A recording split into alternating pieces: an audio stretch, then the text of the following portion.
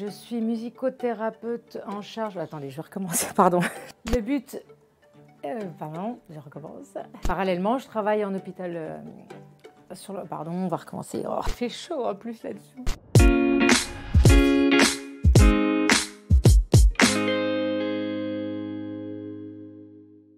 Bonjour à tous, je m'appelle Delphine Girard.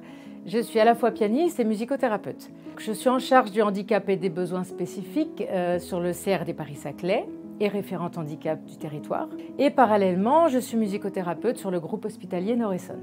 Le 1er janvier 2020, nous avons ouvert une classe handi-artiste pour accueillir tous les enfants qui avaient un handicap, quel qu'il soit, dans notre conservatoire. Ces enfants, je les accueille de manière individuelle, dans une classe où j'ai plein d'instruments différents, un piano, une harpe, un violoncelle, j'ai même un accordéon, des percussions. Avec un objectif derrière, c'est qu'ils puissent jouer avec les autres enfants du conservatoire. La plupart du temps, ces enfants ont un vrai coup de cœur pour tel ou tel instrument. Et le problème, c'est que la plupart du temps, c'est pas toujours adapté à leur handicap, suivant s'ils sont en fauteuil, s'ils ont de la motricité que d'un seul bras. L'intérêt, c'était vraiment qu'on puisse adapter des instruments et qu'ils puissent jouer de l'instrument dont ils avaient envie, eux.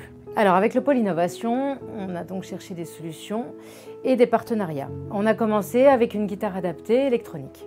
Il se trouve que dans ma classe, j'ai une de mes petites handi-artistes qui a eu un vrai coup de cœur pour la harpe. Étant très grande prématurée, elle a notamment des soucis moteurs qui rendaient la pratique de la harpe très compliquée. On a donc trouvé des solutions pour fabriquer une harpe adaptée. Et un premier prototype a été élaboré avec le Fab Lab Dra-X de l'école polytechnique cet été, que la petite a maintenant en main et peut ramener chez elle. Alors depuis la rentrée, on a un nouveau partenariat avec un groupe d'élèves de Centrale Supélec de la fabrique qui continue de travailler sur cette harpe. Et nous espérons développer d'autres partenariats, que ça devienne pérenne pour que chaque enfant puisse avoir son instrument chez lui, un instrument qui lui plaît et qui puisse jouer avec les autres élèves du conservatoire.